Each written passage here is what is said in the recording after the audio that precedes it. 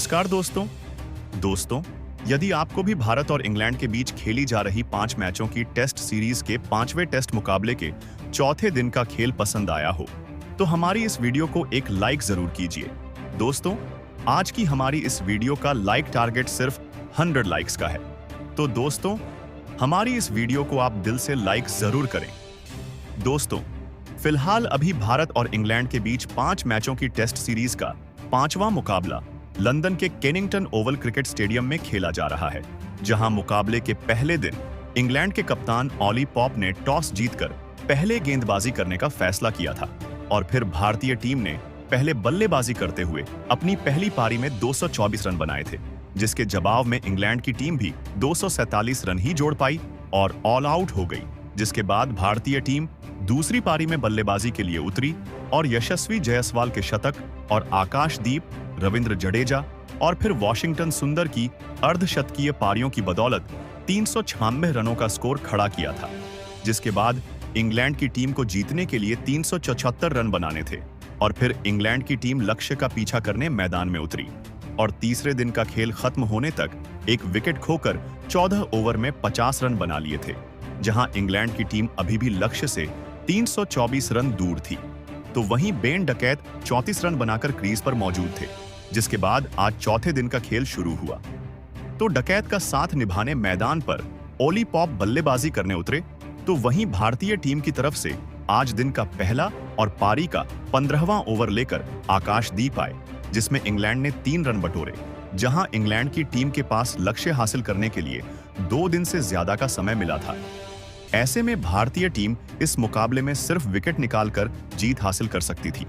तो वहीं 16वें ओवर में ऑली पॉप ने अपना बल्ला चलाया और सिराज को निशाना बनाते हुए ड्राइव शॉट खेल हवा में गेंद को भेज चौका हासिल किया, जहां अब इन दोनों ने इंग्लैंड के लिए एक साझेदारी बनाना शुरू कर दिया था और फिर इन दोनों ने 20वें ओवर में एक बार फिर मोहम्मद सिराज को टारगेट किया, जहां पहली ही गेंद पर पहले बेन डकैट ने लेंथ में डाली गई गेंद को ड्राइव करते हुए कवर्स की तरफ गैप में भेजकर चौका बटोरा।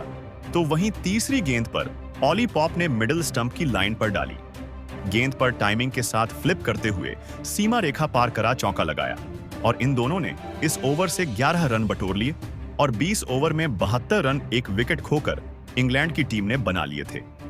ओली पॉप शानदार बल्लेबाजी कर रहे थे, तो वहीं बेन डकैट अपने अर्धशतक के करीब पहुंच चुके थे और 22वें ओवर की पहली ही गेंद पर उनके बल्ले से आउटसाइड एज लेकर गेंद गली की तरफ चौके के लिए चली गई और चौका मिल गया। इस प्रकार बेन डकैट ने अपना अर्धशतक पूरा किया। हालांकि अर्धशतक बनाने के बाद डकैत ज्यादा देर टीके नहीं रह पाए और 23वां ओवर लेकर आए। प्रसिद्ध कृष्णा ने उन्हें सेकंड स्लिप में के एल राहुल हाथों कैच आउट करवाकर पवेलियन का रास्ता दिखाया, जहां बेन डकैट 54 रन की पारी खेलकर आउट हुए और इंग्लैंड की टीम का दूसरा विकेट 82 रन के स्कोर पर गिरा।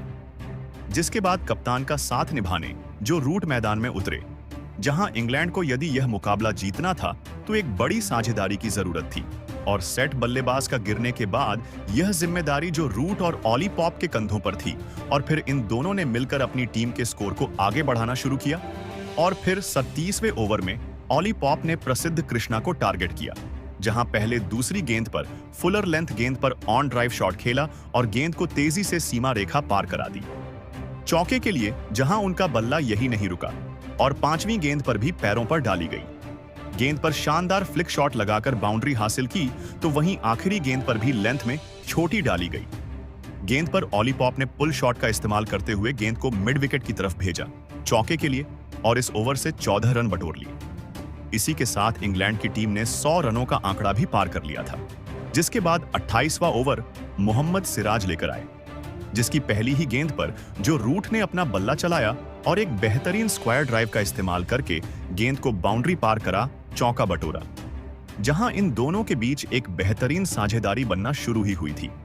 लेकिन तीसरी गेंद पर सिराज ने सेट हो चुके ऑली पॉप को ही LBW आउट कर दिया। हालांकि ऑली पॉप ने रिव्यू जरूर लिया था, लेकिन इसका कोई फायदा नहीं हुआ और ओली पॉप 27 रन बनाकर आउट हो गए, जहां इंग्लैंड की टीम को यह तीसरा झटका 106 रनों के स्कोर पर लगा। आज भारतीय गेंदबाजों ने बता दिया था कि वह इंग्लैंड को जीतने नहीं देंगे।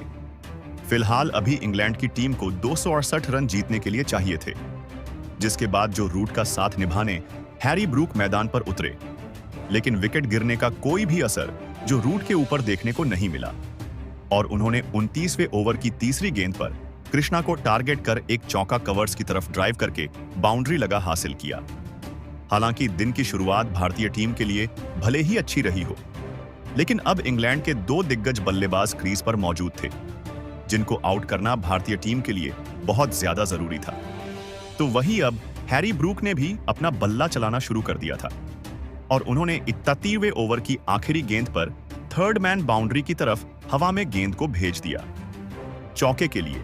जहां एक तरफ से हैरी ब्रूक बल्ला चलाने लगे थे, तो वहीं दूसरी तरफ जो रूट भी बाउंड्री लगा रहे थे और उन्होंने 33वें ओवर की आखिरी गेंद पर कृष्णा की बाहर की तरफ स्विंग होती गेंद पर ड्राइव करके कवर्स की तरफ गैप में गेंद को भेज दिया चौके के लिए। तो वहीं अगला ओवर लेकर आए आकाशदीप को हैरी ब्रूक ने निशाना बनाया और तीसरी गेंद पर छोटी डाली गई।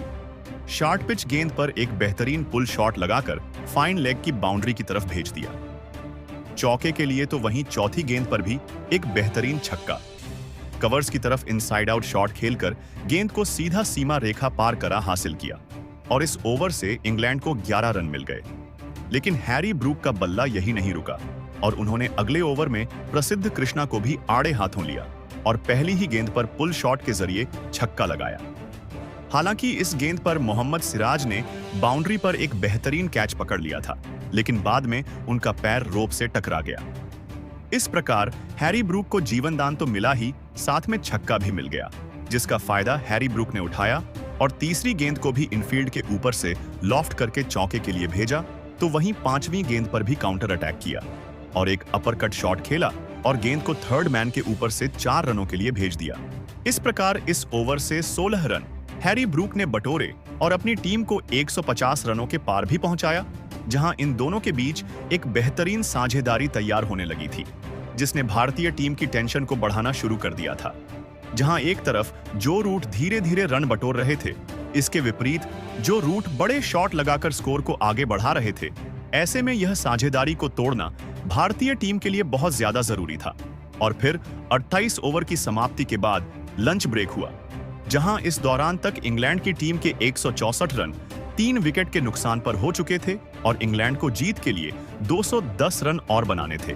जहां हैरी ब्रूक का बल्ला तो आज अलग ही अंदाज में बोल रहा था और फिर लंच कॉल के बाद भी उनका यह अंदाज जारी रहा और उन्होंने 29वां ओवर करने आए प्रसिद्ध कृष्णा को टारगेट किया और चौथी गेंद पर पैड्स में डाली गई। हैरी ब्रूक ने मिड विकेट की ओर फ्लिक किया और गेंद गैप में गई सीमा रेखा के बाहर चौके के लिए, जहां अगली गेंद पर भी उन्होंने बेहतरीन चौका ऑफ स्टंप के बाहर डाली गई। गेंद पर कट शॉट लगाकर थर्ड मैन की तरफ गेंद को भेजकर हासिल किया और इस ओवर से 11 रन मिले। इसी के साथ इंग्लैंड का स्कोर 175 रन हो गया। दूसरी तरफ जो रूट भी अपना बल्ला चला रहे थे और उन्होंने 40वें ओवर की तीसरी गेंद पर थर्ड मैन की ओर गेंद को पंच करके सीमा रेखा पार भेज बाउंड्री हासिल की, जहां इन दोनों के बीच एक बेहतरीन साझेदारी तैयार हो चुकी थी, जिसने इंग्लैंड की अब मुकाबले में वापसी करा दी थी। वहीं हैरी ब्रूक तो अपने अर्धशतक के करीब पहुंच चुके थे और उन्होंने 41वें ओवर में अपने अर्धशतक को पूरा किया, जो कि उनके टेस्ट करियर का 14वां अर्धशतक रहा। उन्होंने बल्ले को हवा में लहराकर इस खास मोमेंट का सेलिब्रेशन किया। प्रसिद्ध ने अपने इस ओवर में 5 रन खर्च किया और अब इंग्लैंड का स्कोर पहुंच चुका था 186 रनों तक। अगले ओवर में जो रूट ने लेग साइड की दिशा में शानदार चौका लगाया। 33वें ओवर में टीम इंडिया के कप्तान शुभमन गिल ने गेंदबाजी में बदलाव किया और वॉशिंगटन सुंदर के हाथों में गेंद को थमा दिया, लेकिन वॉशिंगटन सुंदर भी जो रूट और हैरी ब्रूक के सामने घुटने टेकते हुए नजर आए। इस ओवर में भी हैरी ब्रूक ने एक जबरदस्त चौका लगाया और इंग्लैंड के स्कोर को तेजी से आगे बढ़ाया। 44वें ओवर में मोहम्मद सिराज ने शानदार गेंदबाजी का नजारा पेश करते हुए जो रूट को खूब चकमा दिया और उन्हें एक रन के लिए तरसा दिया। लेकिन रूट ने यहां पर कोई भी रिस्क नहीं लिया, क्योंकि उन्हें पता था कि वह अगर मोहम्मद सिराज के सामने बड़ा शॉट खेलने का प्रयास करेंगे तो उन्हें महंगा पड़ सकता है। टीम इंडिया की तरफ से 42वां ओवर लेकर आए एक बार फिर से वॉशिंगटन सुंदर और इस बार उन्होंने भी शानदार गेंदबाजी का नजारा पेश करते हुए हैरी ब्रुक और जो रूट को पूरी तरीके से जकड़ कर रखा। दोनों बल्लेबाज संभल संभल कर बल्लेबाजी करते हुए अपना विकेट बचाने में लगे हुए थे, लेकिन सुंदर भी विकेट निकालने में कामयाब नहीं हो सके और वह 3 रन खर्च करके वापस लौट गए। इसी के साथ अब इंग्लैंड का स्कोर 3 विकेट के नुकसान पर 200 रनों के आंकड़े को पार कर गया था। इंग्लैंड की टीम इस मैच में पूरी तरीके से हावी होती हुई दिखाई दे रही थी और टीम इंडिया को वापसी करने के लिए लगातार विकेट की तलाश थी। टीम इंडिया के कप्तान शुभमन गिल ने मोहम्मद सिराज से लेकर प्रसिद्ध कृष्णा, यहां तक कि आकाशदीप और वॉशिंगटन सुंदर को भी आजमा लिया था, लेकिन कोई भी गेंदबाज विकेट निकालने में कामयाब नहीं हो सका। इसीलिए शुभमन काफी परेशान दिखाई दे रहे थे। 44वां ओवर में कप्तान शुभमन गिल ने मोहम्मद सिराज के ऊपर भरोसा जताया और बॉलिंग अटैक पर उन्हें लगाया, लेकिन जो रूट और हैरी ब्रुक ने समझदारी के साथ बल्लेबाजी करते हुए सिंगल डबल की सहायता से इस ओवर से 3 रन जोड़े। 47वें ओवर में टीम इंडिया के कप्तान शुभमन गिल ने आकाशदीप को गेंदबाजी करने के लिए बुला लिया। आकाशदीप ने आते ही इतनी खतरनाक गेंदबाजी किया कि हैरी ब्रुक और जो रूट दोनों बल्लेबाजों के होश उड़ गए। आकाशदीप ने अपने लाइन और लेंथ से दोनों बल्लेबाजों को खूब चकमा दिया और एक-एक रन के लिए तरसा दिया। दोनों बल्लेबाज संभल संभल कर बैटिंग करते हुए अपना विकेट बचाने में लगे हुए थे, लेकिन दोस्तों, आकाशदीप भी टीम इंडिया को सफलता नहीं दिला सके और 2 रन खर्च करके बेहद ही निराश मन से वापस लौट गए।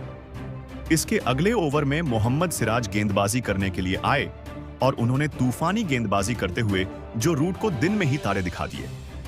कभी वह यॉर्कर फेंकते तो कभी बाउंसर मारते, लेकिन दोस्तों, उनके हाथों निराशा ही लगी और वह भी 1 रन खर्च करके वापस लौट गए।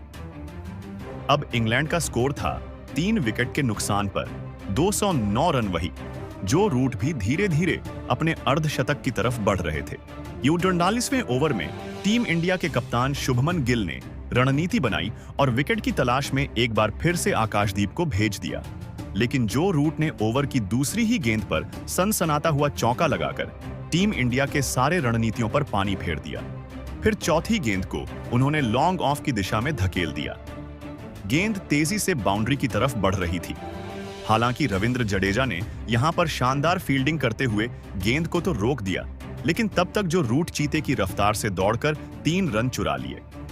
अब स्ट्राइक हैरी ब्रुक के पास थी। जैसे ही स्ट्राइक उनके पास आई, उन्होंने 5वीं गेंद पर जबरदस्त चौका झड़कर इंग्लैंड के स्कोर को रॉकेट की रफ्तार से आगे बढ़ाया।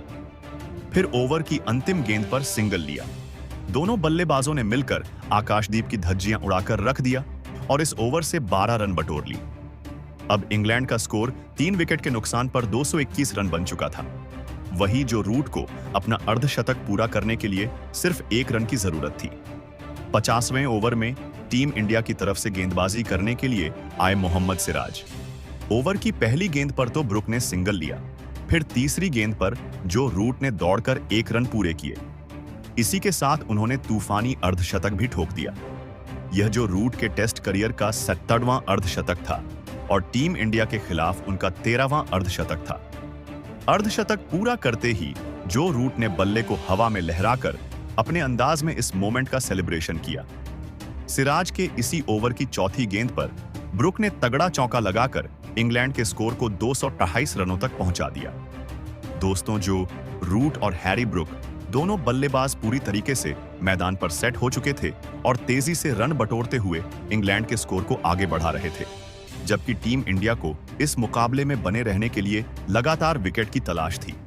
91वें ओवर में भी दोनों बल्लेबाजों का बल्ला रुकने का नाम नहीं लिया, जहां पर टीम इंडिया की तरफ से गेंदबाजी कर रहे थे आकाशदीप। पहली गेंद पर ब्रुक ने सिंगल लिया, फिर दूसरी गेंद पर जो रूट ने तेजी से दौड़कर 2 रन चुरा लिए। चौथी गेंद पर जो रूट को सिंगल ही मिल सका। अब स्ट्राइक फिर से हैरी ब्रुक के पास आ चुकी थी। ताबड़तोड़ अंदाज में बल्लेबाजी करते हुए हैरी ब्रुक ने खतरनाक चौका लगाया। आकाशदीप ने इस ओवर में 9 रन लुटा दिए। दोस्तों, जो रूट और हैरी ब्रुक दोनों बल्लेबाज मजबूती के साथ मैदान पर अपना पैर जमाए हुए थे और दोनों खिलाड़ियों के बीच में बड़ी साझेदारी भी हो चुकी थी।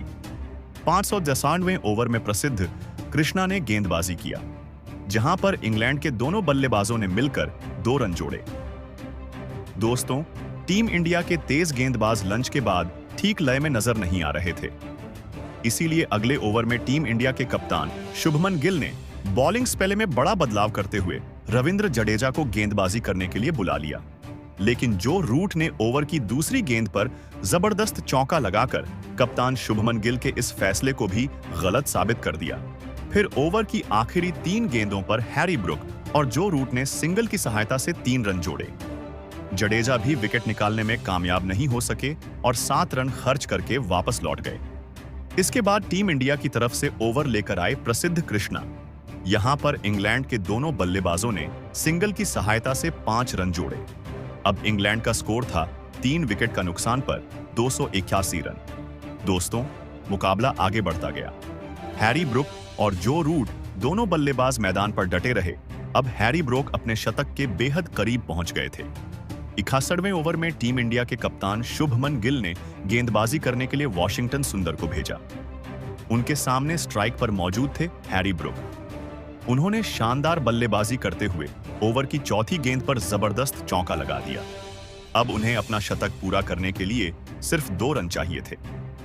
फिर अगली गेंद पर ही उन्होंने चीते की रफ्तार से दौड़कर 2 रन चुरा लिए। इसी के साथ उन्होंने तूफानी शतक ठोककर पूरे क्रिकेट जगत में अपने नाम का डंका बजा दिया। हैरी ब्रुक के टेस्ट करियर का यह 10वां शतक था। उन्होंने बल्ले को हवा में लहराकर इस मोमेंट का सेलिब्रेशन किया। दोस्तों, शतक पूरा करने के बाद हैरी ब्रुक और भी ज्यादा आक्रामक होते चले गए। 63वें ओवर में टीम इंडिया की तरफ से गेंदबाजी करने के लिए आए आकाशदीप की उन्होंने जमकर धुनाई कर दी। आतंक का दूसरा नाम बनाकर ब्रुक ने इस ओवर में लगातार 2 जबरदस्त चौके लगाए, लेकिन आकाशदीप ने फिर भी हिम्मत नहीं हारा और इस चौके का बदला लेते हुए अगली ही गेंद पर हैरी ब्रुक को अपने जाल में फंसाया और उन्हें मोहम्मद सिराज के हाथों कैच पकड़वाकर पवेलियन का रास्ता दिखा दिया। इस तरीके से ब्रुक की तूफानी पारी का अंत हुआ और वह 14 चौकों और 2 की छक्कों की सहायता से 111 रन बनाकर वापस लौट गए।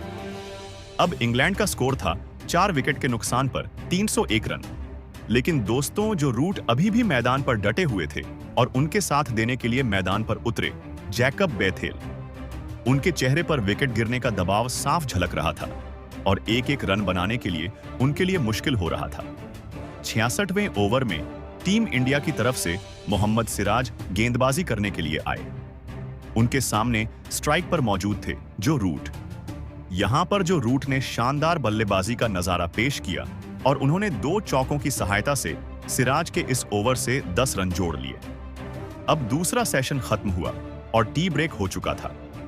तीसरा सेशन शुरू हुआ तो टीम इंडिया नई रणनीति के साथ मैदान पर उतरी।